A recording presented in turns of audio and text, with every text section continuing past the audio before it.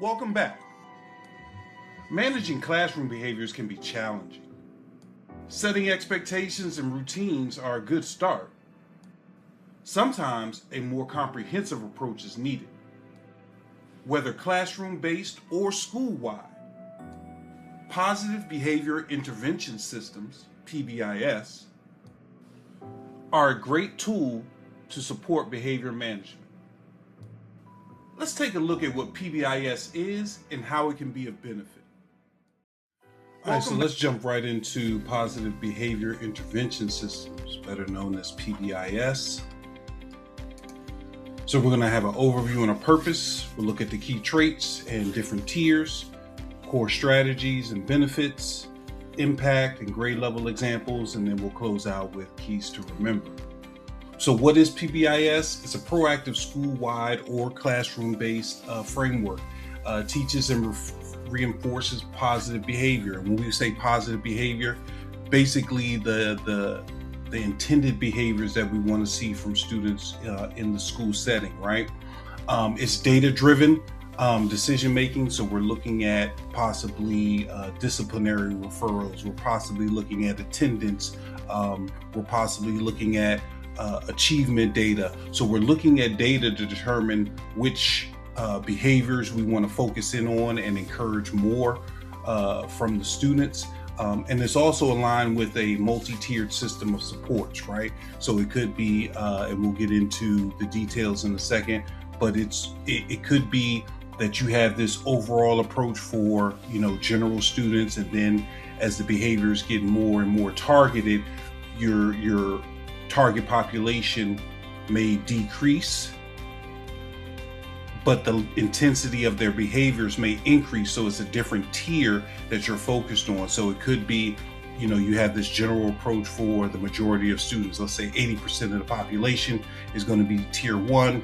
We can address them. And now we have different approaches to deal with the more intense and repeating behaviors of the smaller 20%. And then another tier addresses the most egregious of those behaviors. So it's a multi-tiered system that's built into the PBIS approach, right? So what's the purpose? It's to improve the school or classroom climate, reduce behavior issues, increase instructional time because we're spending less time dealing with behaviors, support social emotional development, again, using the data to understand what areas of social or SEL development are needed, and promote equity. So the key traits, a proactive approach. So you're not waiting until these things happen. You want to address them beforehand. Consistent expectations. You want to outline exactly what behaviors you expect from these students and how they should be behaving. It's definitely data-driven. We talked about that. We talked about the tiered supports and behaviors taught like academics, right? So oftentimes, as educators, we make the assumption, oh, they should know better, or they should know. Well, if no one's taught them, just like no one taught them how to multiply, we have to teach them. Oh, that's another responsibility. It is. You can take as my professor used to say, you can pay now or pay later. You can teach them and go through that struggle and hopefully, have a more, a more congruent, a more disruptive behavior-free environment, or you can make the assumption that they should know and just continue having to be punitive on a repetitive basis. So what are some of the tiers? Like we talked about, universal support. So this addresses the majority of the population. And then, okay, let's say the majority population, we can address 80% with the universal supports, right? Then that other 20%, out of that 20%, maybe is 10% is tier 2. So we want to have targeted interventions. So we want to be more specific with them. And then tier 3 is that last 10%, and they have intensive individualized supports. So you have that tier system that we spoke about in the first slide. So implementation considerations, you definitely want to have staff buy-in. You got to have the staff buy-in. So let them contribute, let them give you some feedback about what behaviors they want to see, what approaches they want to take. what type of positive reinforcements do they want to include. You definitely have to have consistency. Cultural responsiveness. You want to make sure that the behaviors that you are trying to foster do not clash with the cultural expectations of the students. Ongoing training. This is not just something we say we're going to do at the beginning of the year and then we don't talk about it again. And you definitely want family involvement. Get some of their feedback. What behaviors do they expect their students to exhibit, and what behaviors will they support the students exhibiting in the classroom? So what are the core strategies of PBIS? You have to teach the expectations, model the behavior, okay? This is something that it's a given, but we kind of lose sight of it sometimes as educators because we're the adults in the room. We can do whatever we want to do. But if we're doing something, we cannot expect the students not to pick up on that, right? If it's okay for us to do it, viewing students as people, not just learners. If it's okay for us to do it as adults, then it must be okay for me to do it as a child, right? Reinforce positives. And this means instead of focusing always on the negative behaviors, you're rewarding or you're giving attention to the positive behaviors. Focus on those students that are doing what they're supposed to do.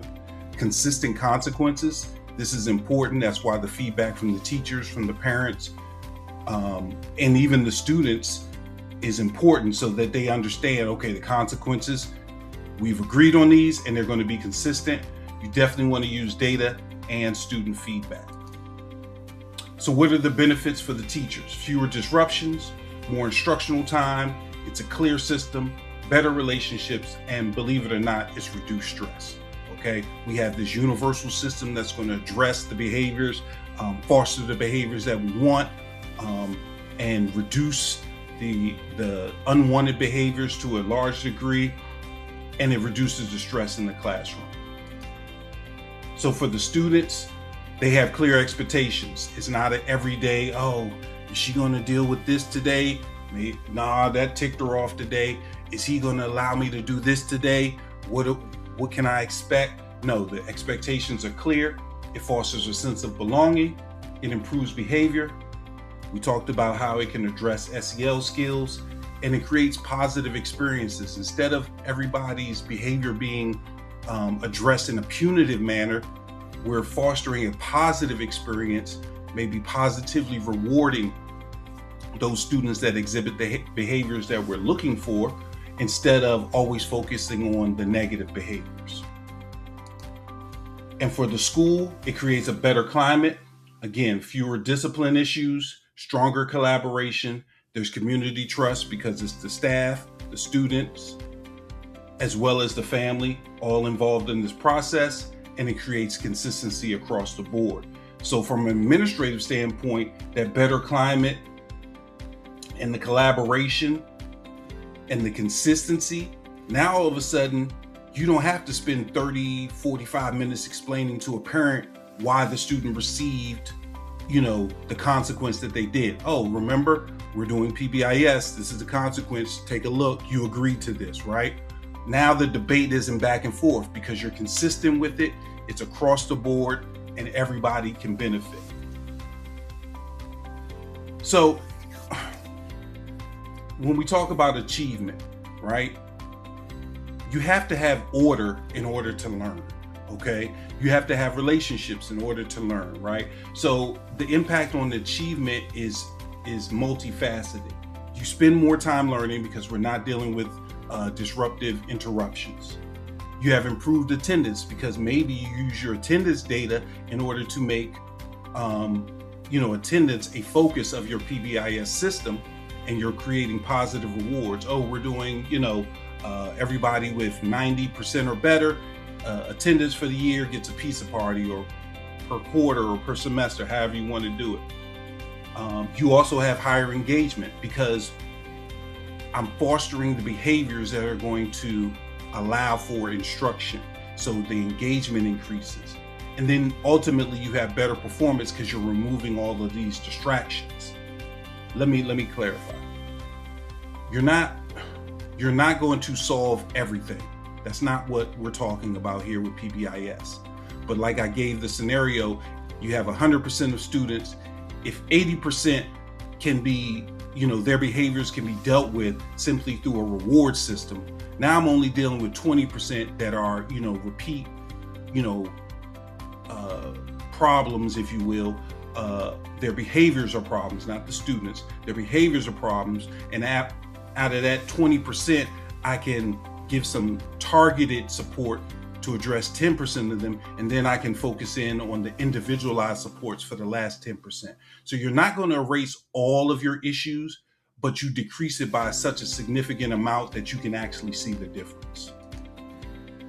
So what are some elementary examples? And again, when we talk about these grade band examples, I break them up so they're easier to digest. Having this long list can be overwhelming. So I break them up: elementary, middle school, high school, right? But they are interchangeable depending on your population, and you'll see what I mean. Sticker charts, morning meetings, reward tickets, visual expectations, right? So having visual expectations can work on any grade band level, right? Having morning meetings can work on any grade band level. After elementary, stickers sometimes, depending on your population. I know high school students that still would take a sticker, but nonetheless, stickers and reward tickets maybe stay in the elementary, but you can see that they are interchangeable. Middle school, check in, check out, PBIS rewards, so you set up a reward system. And here's another thing, a barrier many teachers come across when they talk about PBIS. They're like, I don't have money, school doesn't have money to buy rewards. It doesn't always have to be, something tangible. It could be free time on the computer. It could be free time reading. It could be time in the SEL corner, to just relax and woosah, if you will. You know what I mean? So you have to be creative as a teacher. If the resources aren't there, think of creative ways. I know we hate to talk about it, but give them a free homework pass. You know what? The behavior we are fostering is homework completion. You've done it for a month straight. You get 2 days free homework pass. Here are your 2 tickets. Okay? So you can pick any 2 days that, you don't want to do homework. So be it. Because we've already fostered that sense of responsibility in regards to homework. Advisory lessons, and then peer mentoring. High school examples: incentive programs or incentive systems, attendance awards, behavior contracts, and restorative practices. Okay, so again, you can see how some of these can be interchangeable. Do not look at this presentation and say, oh, this is only for high school, this is only for elementary. No, you can interchange as you see fit based on your student population. So keys to remember: teach the behaviors. Do not assume that students know the behaviors. Don't assume it. Teach it to them outright. That way everybody's held accountable. Be consistent. Be consistent. Be consistent. Use positive reinforcement. We just talked about some examples. Build relationships. Have the conversation about why we're doing PBIS. What's the need for it? What's the benefit for it? Tell the students the benefits. Show them some of those student benefits that we just talked about. And understand that PBIS is a framework. It is not a one-size-fits-all type of thing. It is flexible. It is malleable in the sense that you alter your PBIS systems to fit your population. Okay? Don't think that, oh, I looked online and they said you got to do it this way, this way, this way. No, it's just like your lesson plan. I'm gonna look, oh, those are great suggestions. This is what we need to adjust in order to support our population. We hope that was helpful. Remember, PBIS is just one tool at our disposal.